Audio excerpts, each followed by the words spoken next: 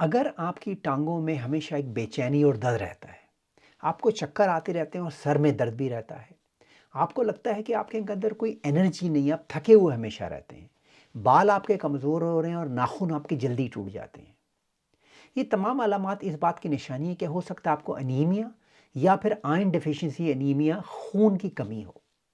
یہ کیا چیز ہوتی ہے؟ خون کی کمی کیسے پیدا ہوتی ہے؟ اس کا علاج کیسے کرنا چاہیے؟ آج ہم اسی موضوع پر بات کریں گے۔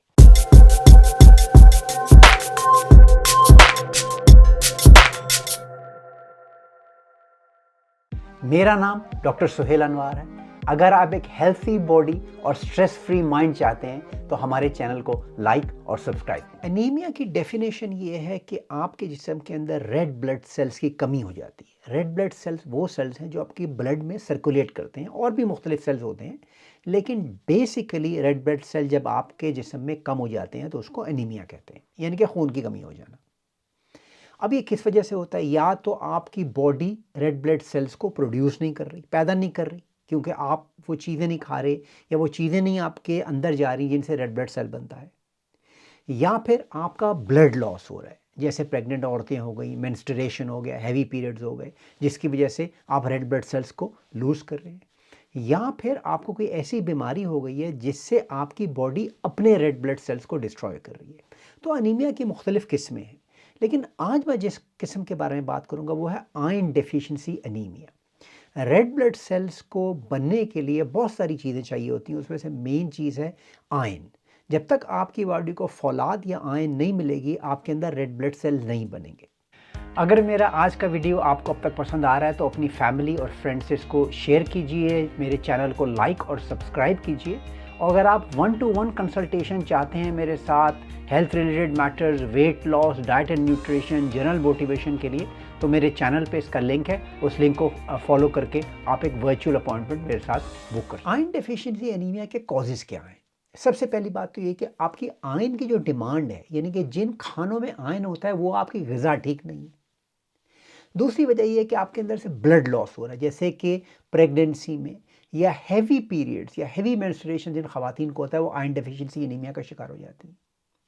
تیسری وجہ یہ ہے کہ آئرن آپ کی یا فولاد آپ کی باڈی میں ایبزارب نہیں ہو رہا، آپ کو الرجی ہے ان چیزوں سے یا ان کھانوں سے جن میں آئرن ہوتا ہے، یا آپ کی آنتوں کے اندر کوئی ایسی بیماری ہے کہ آپ ایبزارب نہیں کر رہے۔ تو تین مین چیزیں ہیں کہ یا تو آپ انف آئرن نہیں لے رہے، دوسرا آپ کی باڈی آئرن ایبزارب نہیں کر رہی، تیسرا چونکہ آپ کے اندر سے بلڈ لاس ہو رہا ہے تو آپ آئرن لوز کر رہے ہیں۔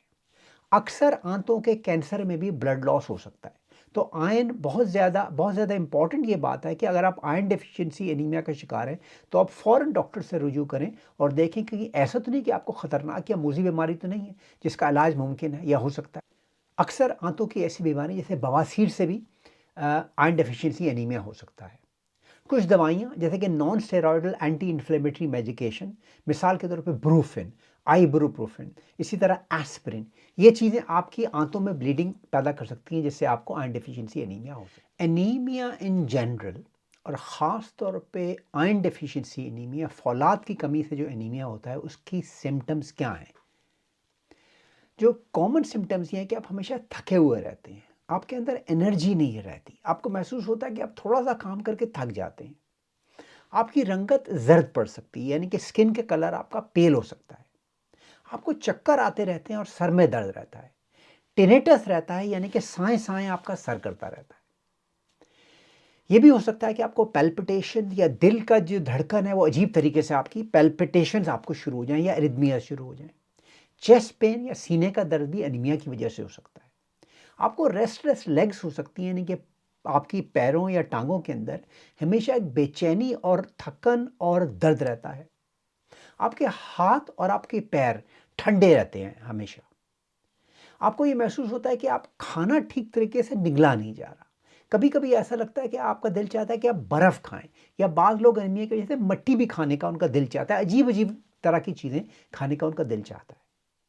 انیمیا کے کچھ اور سمٹمز میں یہ ہے کہ آپ کے ناخن سپون شیپ ہو جاتے ہیں، برٹل ہو جاتے ہیں اور جلدی ٹوٹ جاتے ہیں، آپ کے بال تھن ہو جاتے ہیں اور ٹوٹنے لگتے ہیں، زبان سور ہو جاتی ہے اور آپ کے ہونٹوں کے کناروں پہ السر بن جاتے ہیں اور آپ کی زبان پہ بھی السر بن سکتے ہیں۔ شارٹنس آف بریتھ یا سانس لینے میں تکلیف محسوس ہو سکتی ہے، ایسا لگتا ہے کہ سانس ٹھیک طریقے سے نہیں آ رہا، اور ہمیشہ ایک ڈیزینس رہتی ہے، یعنی کہ سر میں چکر آتے رہتے ہیں۔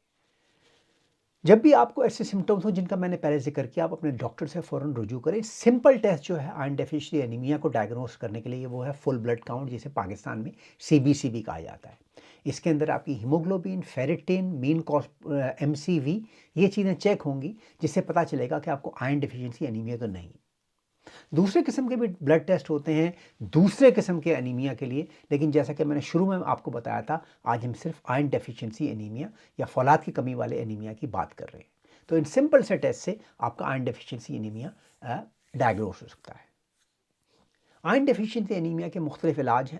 اکثر ڈاکٹر آپ کو آئرن ٹیبلٹس پہ ڈال دیں گے، یا پھر کبھی بلڈ ٹرانسفیوژن یا آئرن ٹرانسفیوژن کی ضرورت بھی پڑ سکتی ہے۔ لیکن غذا بہت زیادہ امپورٹنٹ ہے۔ وہ کون سی غذائیں ہوتی ہیں جن میں آئرن بہت زیادہ ہوتا ہے؟ گرین لیفی ویجیٹیبل، ہرے سلاد والے پتے اور ہری سلاد والی سبزیاں آئرن میں رچ ہوتی ہیں۔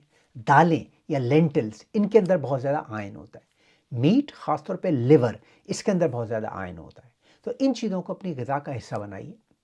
وائٹامن C آئرن کی ایبزارپشن کے لیے امپورٹنٹ ہے، تو کوشش کیجیے کہ وائٹامن C والی سبزیاں اور فروٹ آپ کھائیں تاکہ اس سے آپ کی آئرن ایبزارب ہو۔ فائٹیٹ ایک ایسی چیز ہے جو آئرن کی ایبزارپشن کو کم کرتی ہے۔ فائٹیٹ کن چیزوں میں ہوتا ہے؟ ہول گرین سیریل جیسے کہ گندم، اناج، جس کو پروسیس کر کے سفید میں نہیں تبدیل کیا جا سکتا، مثلا براؤن روٹی، براؤن چاول، ان کے اندر فائٹیٹ زیادہ ہوتا ہے۔ اگر آپ آئرن ڈیفیشنسی انیمیا کا شکار ہیں تو ہول گرین کو، پورے گندم کو، براؤن چیزوں کو استعمال کرنے سے ان سے پرہیز۔ ڈرائیڈ فوڈ جیسا کہ خوبانیاں، کشمش، سوکھے کھجور، یہ چیزیں بھی آئرن کا ایک بہت اچھی سورس ہے، مگر یاد رکھیے ڈرائیڈ فوڈ کے اندر شوگر بہت زیادہ ہوتی ہے۔ تو اس بات کا خیال رکھیے کہ اگر آپ کو شوگر کی پرابلم ہے یا وزن لوز کرنا چاہ رہے ہیں تو ان چیزوں کا تھوڑا سا آپ کو دھیان رکھنا پڑے گا۔ دو اور چیزیں جو بہت اہم ہیں جو آپ نے اوائڈ کرنی ہے وہ ہے ٹی اور کافی۔ آئرن ڈیفیشنسی انیمیا کے علاج کے لیے وائٹامن انٹیک بہت بہترین آپ کی اچھی ہونی چاہیے۔ وائٹامن انٹیک جب تک آپ کی ٹھیک نہیں ہوگی، آئرن ڈیفیشنسی انیمیا ٹھیک نہیں ہو سکتا۔ وائٹامن انٹیک کیسے ٹھیک کرنی چاہیے، اس کے لیے میرا پورا ویڈیو موجود ہے، لنک میں اوپر چھوڑ رہا ہوں، اس کو فالو کیجیے۔ آج کا ویڈیو دیکھنے کا بہت شکریہ۔